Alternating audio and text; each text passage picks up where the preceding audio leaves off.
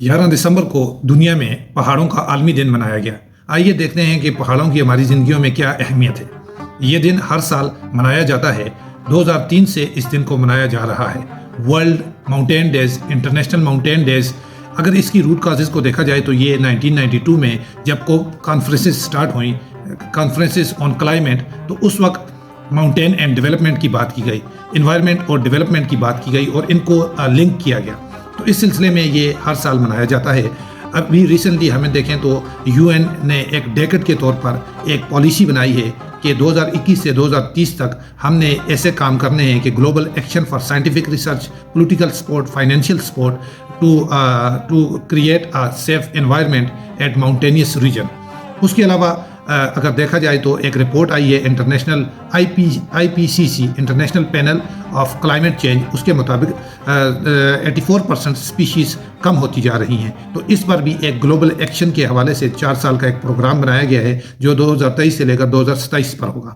اب دنیا میں ہم دیکھیں تو دنیا میں پہاڑوں کی کیا اہمیت ہے۔ اگر دنیا کے جغرافیے کو دیکھیں تو اس میں سے 27% پر پہاڑ موجود ہیں۔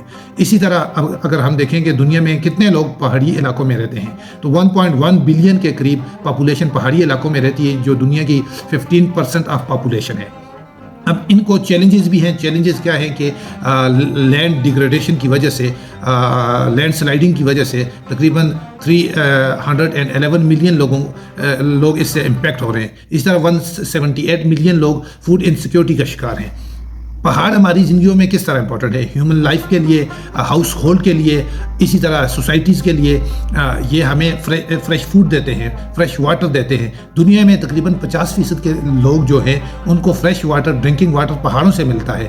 اسی طرح اگر ہم دیکھیں ووڈز، لکڑیوں کا سامان جو ہم یوز کرتے ہیں ہماری ڈیلی لائف میں جلنے کے لیے یا فرنیچر بنانے کے لیے۔ اس کے علاوہ بایو ڈائیورسٹی کو دیکھیں، وائلڈ لائف کو دیکھیں، لائف سٹاک کو دیکھیں، فلورا اینڈ فانا کو دیکھیں، تو اس میں پہاڑوں کی بہت بڑی کنٹریبیوشن ہے۔ اب یہ دن اس وجہ سے بھی منایا جاتا ہے کہ اویئرنیس کریٹ کی جائے، تاکہ لوگوں کو کانشیس رکھا جائے کہ پہاڑوں کی کیا اہمیت ہے، کس طرح سسٹینیبل ڈیولپمنٹ گول کو اچیو کیا جا سکتا ہے، کس طرح سسٹینیبل ڈیولپمنٹ انوائرمنٹ کریٹ کیا جا سکتا ہے۔ اسی حوالے سے 2023 میں جو تھیم ہے وہ یہ ہے کہ ریسٹورنگ ماؤنٹین ایکو سسٹم، یہ ہمارا تھیم ہے۔ پوری دنیا پہ اس کو گلوبل ایکشن کے طور پر امپلیمنٹ کرنے کی پالیسی بنائی گئی ہے۔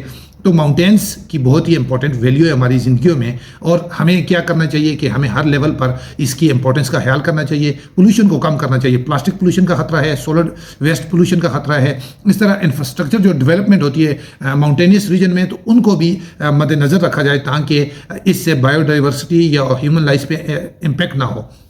اب اسی کنٹیکس میں ہم دیکھیں تو پاکستان میں پہاڑوں کی کیا اہمیت ہے۔ پاکستان میں 60% ایریا ماؤنٹینیس ہے، پہاڑی علاقہ ہے۔ اس میں پاکستان کے پہاڑی سلسلے دنیا میں بہت ہی اہمیت کے حامل ہیں۔ ان کی جیو پولیٹیکل امپورٹنس ہے، جیو اسٹریٹجک امپورٹنس ہے۔ اسی میں ہم دیکھیں تو ان کی ٹورزم کے حوالے سے بھی امپورٹنس ہے۔ پاکستان کو دیکھیں تو یہ سیکیورٹی کے حوالے سے بھی امپورٹنس ہے۔ پاکستان کی geo economic policy, trade policy, regional connectivity میں بھی یہ ایک بہت ہی امپورٹنٹ رول پلے کرتے ہیں۔ یہ پاکستان کے لیے اکنامک جیوگرافی کا رول پلے کر سکتے ہیں، کیونکہ پاکستان کی جو جیو اسٹریٹجک لوکیشن ہے وہ کانفلوئنس ہے 3 ریجن کا، Indo Pacific region, middle east اور ہمارے پاس سینٹرل ایشین ریجن۔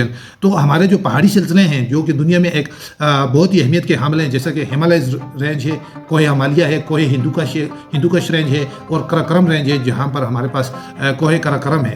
کوہ کراکرم کی بات کریں تو یہ ناردرن ایریاز میں آتا ہے، گلگت بلتستان کا علاقہ یہاں پر آتا ہے۔ یہاں دنیا کی سب سے دوسری بڑی چوٹی ہے K2، جو کہ جس کی لمبائی 8611 میٹر ہے۔ اسی طرح کوہ ہندوکش میں ترچ میر ہے جس کی بلندی تقریباً 7700 میٹر ہے۔ اسی طرح ہم دیکھیں تو ناگا پربت، کلر ماؤنٹین، وہ ناردرن موسٹ ایریا جو ہے ہمارے پاس پہاڑی سلسلہ ہے، کوہ ہمالیہ میں پائی جاتی ہے۔ اب ہم دیکھیں تو ہمارے پاس دنیا میں اونچی پہاڑیاں ہیں۔ دنیا کی جو ٹاپ 8000 پیکس ہیں ان میں سے 5 پاکستان میں ہیں۔ دنیا میں 108 پہاڑیاں ایسی ہیں جو پاکستان میں موجود ہیں جن کی بلندی 7000 سے اوپر ہے۔ اس طرح 6000 سے اوپر 4555 کے قریب پہاڑیاں ہیں، اور 5000 کے اوپر تو بہت ہی زیادہ ہیں۔ اب پاکستان کو کیا فوائد ہیں ان پہاڑی سلسلوں سے؟ ان کے ساتھ ہم دیکھیں تو تحت سلمان جو ہے، جو سلمان رینج میں آتے ہیں، کیرتر رینج ہے ہمارے پاس، سالٹ رینج ہے ہمارے پاس، کوہ سفید رینج ہے ہمارے پاس۔ تو اس طرح سطح مرتفع، پلیٹیو اور پاسز جو ہیں، جس طرح ہیبر پاس ہے، بولان پاس ہے، مستق پاس ہے، یہ بہت ہی امپورٹنٹ ہے پاکستان کی لوکیشن میں۔ یہ اٹریکٹ کرتے ہیں ماؤنٹینئرز کو کلائمبنگ کے لیے، ٹریکنگ کے لیے۔ اسی طرح یہ ہائکنگ کے لیے بھی امپورٹنس ہے، یہ ڈومیسٹک ٹورزم کے لیے بھی امپورٹنس ہے، یہ انٹرنیشنل ٹورزم کے لیے بھی امپورٹنس ہے۔ اب پاکستان کو یہ نیچرل بیریئر کے طور پر ونٹر علاقہ جو ونٹر ریجن ہے وہاں سے یہ ٹھنڈی ہواؤں کو روکتی ہے، اسی طرح وار کے یا کنفلکٹ کے کنٹیکس میں بھی یہ پاکستان کا سیلف ڈیفینس ہے۔ اکانومی کے کنٹیکس میں یہ ٹورزم پاکستان کی تقریباً 2.8% پوٹینشیل ہے، اگر اس کو یوٹیلائز کیا جائے، اٹریکٹ کیا جائے، یہاں پر سیکورٹی پرووائڈ کی جائے تو یہ بہت ہی پاکستان کی اکنامک ڈیویڈینڈ کے طور پر آئے گا۔ سوسائٹیل اور کلچرل امپورٹنس ہے، یہاں پر ویریشن ہے، پاکستان کی کلچرل ڈائیورسٹی کو شو کرتی ہیں۔ اسی طرح ہم اس کو دیکھیں تو یہ پاکستان کی ریجنل کنیکٹیویٹی میں بہت ہی امپورٹنٹ رول پلے کرے گی، یہ پاکستان کی اسٹریٹجک لوکیشن میں ایک اہم رول پلے کر رہی ہے۔ اس کے علاوہ ہم دیکھیں تو یہ سیزمک ایکٹیویٹی جس طرح ارتھ کویک، اس میں بھی اس کا ایک رول ہے۔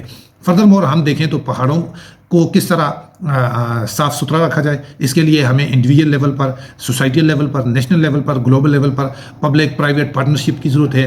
ایک جو ایڈونچر ٹورزم ہے اس کو پروموٹ کیا جائے، پلاسٹک پولوشن کو کم کیا جائے اور عوام کے دلوں میں یہ ڈالا جائے کہ یہ ہماری لائف کے لیے پہاڑ بہت ہی امپورٹنٹ ہیں، ان لوگوں کا خیال رکھا جائے جو وہاں پر رہ رہے ہیں، تاکہ پہاڑوں کی یہ جو خوبصورتی ہے، یہ قدرتی خوبصورتی ہمارے لیے فائدوں کا باعث بنے، نہ کہ یہ ہمارے لیے نقصان کا باعث بنے۔ If you like this video, please subscribe to our channel and share this video with your friends and family.